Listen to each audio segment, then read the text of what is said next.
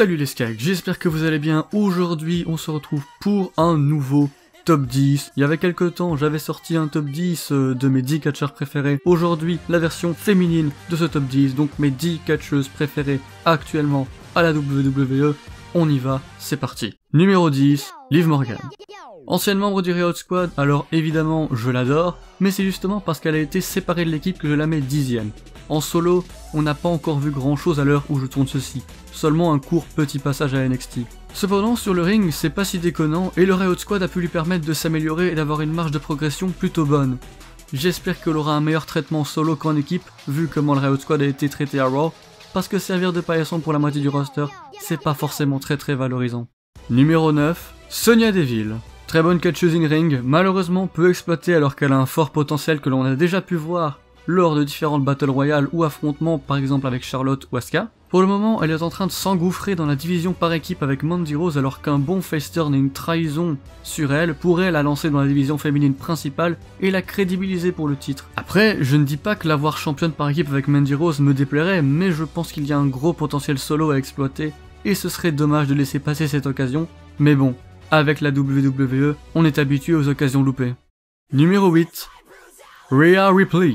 Seule représentante de NXT UK et pour une bonne raison vu que je regarde que occasionnellement cette émission. Néanmoins, Rhea Ripley a toujours attiré mon attention que ce soit en remportant le titre féminin de NXT UK ou même durant le Mae Young Classic ou le jeu sur la blessure de Tegan Nox après sur les réseaux sociaux m'ont bien fait rire.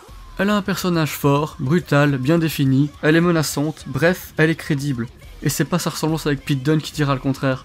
J'espère tout de même qu'elle ne restera pas éternellement à NXT UK, car je pense qu'il y a énormément à faire avec elle dans un main roster qui manque terriblement de gros heels bien bully. Elle pourrait apporter un vent de fraîcheur de par sa brutalité et son caractère bien trempé. En tout cas, je vois un gros futur prometteur pour cette championne à en devenir. Numéro 7, Ember Moon. L'une des meilleures athlètes de la WWE tout simplement. Son passage à NXT était vraiment très bon et m'a fait m'accrocher à elle et à ses qualités athlétiques. Avoir Ember Moon dans un match est presque toujours synonyme d'excellence, ou au moins l'assurance d'avoir un bon match. Ajoutons à cela un finisher qui me fait toujours bondir de ma chaise tellement il est impressionnant et vous avez là un cocktail de talent pur. Malheureusement la déesse de la guerre n'a guère été épargnée lors de son passage en main roster, où elle n'a jamais eu un vrai programme bien construit, et les seules occasions pour elle de la faire briller ont été loupées, comme la bataille royale d'Evolution ou celle de WrestleMania 35 par exemple. Mais étant maintenant du côté de SmackDown et avec l'arrivée de la Fox qui veut mettre en avant le côté sport du catch, j'espère et je ne doute pas de la revoir sur le devant de la scène. Numéro 6, Alexa Bliss. Après la déesse de la guerre, passons à la déesse tout court. Autant j'ai peu suivi Bliss à NXT ne regardant pas encore à l'époque, autant j'ai été fan de son run en main roster. C'est clairement un des meilleurs personnages de la WWE et une des meilleures, si pas la meilleure oratrice de la WWE. Et même si le in-ring n'est pas exceptionnel, il reste toujours très plaisant à voir. Actuellement, elle est plutôt cantonnée à un rôle de présentatrice de talk show et ne cache plus beaucoup à Raw, suite à ses multiples blessures, mais je pense que ce n'est qu'une question de temps avant que la déesse décide de revenir chercher son précieux titre. Numéro 5, Lacey Evans. La Lady de NXT récemment devenue la Lady de Raw. Très charismatique, son personnage est plutôt bien réussi et c'est un plaisir pour moi de l'écouter faire des promos, car elle est vraiment dans son personnage. In-ring, c'est loin d'être mauvais, en tout cas à NXT, vu qu'à l'heure où je tourne, elle n'a fait que dévaler la rampe de Raw et des Dark Match. Seule exception, le Rumble Match, où sa prestation était plus qu'appréciable. Visiblement, la WWE lui fait déjà bien confiance vu les programmes dans lesquels elle est en ce moment, à voir ce que la WWE en fera finalement. Numéro 4, Kairi Sane.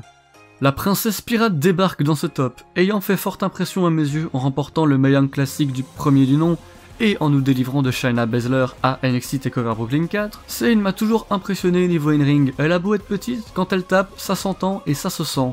Son personnage n'est peut-être pas très développé niveau segment micro, mais elle a un capital sympathique que peu de superstars ont, et quand on la voit, on ne peut que l'aimer et l'encourager. Visiblement la WWE a décidé de la mettre en équipe avec Asuka pour le main roster, pourquoi pas. Un bon règne par équipe peut lancer une carrière solo sur le long terme, donc j'ai hâte de la voir évoluer du côté bleu de la force. Numéro 3, Shayna Baszler.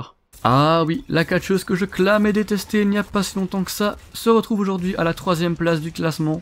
Pourquoi donc? Parce que j'ai saisi le personnage, et je me suis rendu compte que si je la détestais, c'est parce que c'est exactement ce que la WWE veut qu'on fasse. Et Shayna Baszler le réussit brillamment. C'est une vraie bully, sans pitié, qui n'hésite pas à défoncer tout le monde, une force imbattable, et je m'en veux de ne pas avoir saisi ça avant, surtout qu'au niveau in-ring, elle ne fait que s'améliorer, et ça se ressent dans ses matchs. J'espère qu'à son passage en main roster, elle ne sera pas perdue au milieu du lot, et qu'elle continuera à répandre la terreur dans le roster où elle sera. Numéro 2, Becky Lynch. La botteuse de meuf irlandaise, une des superstars les plus over de ces dernières années, et pourtant la WWE a bien failli louper le coche avec un pseudo heel turn foireux, mais cela est derrière nous et The Man est aujourd'hui au sommet. Charismatique, technique, bagarreuse, Becky Lynch sait attirer la sympathie des gens, et moi avec. Si pas mal de personnes ont rejoint Becky en cours de route, je l'ai personnellement toujours soutenu depuis son arrivée en main roster avec la team PCB, ce qui me rappelle le somme intersidéral que j'avais lors de WrestleMania 32, quand elle n'a pas remporté le titre féminin. Mais aujourd'hui, Becky Lynch est clairement l'une des meilleures superstars féminines à mes yeux, et elle le restera pendant longtemps je pense. Avant de passer au numéro 1, quelques mentions honorables. Peyton Royce, la moitié des Iconics arrive à me faire rire et reste correct sur un ring. Ayla Dawn, ne regardant pas beaucoup NXT UK, je ne peux me faire un avis tranché dessus, mais elle m'a quand même bien tapé dans l'œil lors du Mae Young Classic. Dakota Kai, j'aime beaucoup Kai, mais j'attends d'en voir plus vu que sa blessure l'a mis hors des écrans depuis quelques temps. Santina Marella, quoi? Mais qui a écrit ça? Et enfin, le numéro 1, Ruby Riott. Initialement, tout le Riott Squad devait y être, mais suite à leur séparation, j'ai changé ça. Que dire à part que Riott a le charisme, le talent, la personnalité, et que la WWE n'en fait rien. Mais je garde espoir. Je garde espoir de la voir un jour au sommet, brandissant le titre féminin et écrasant tout le monde.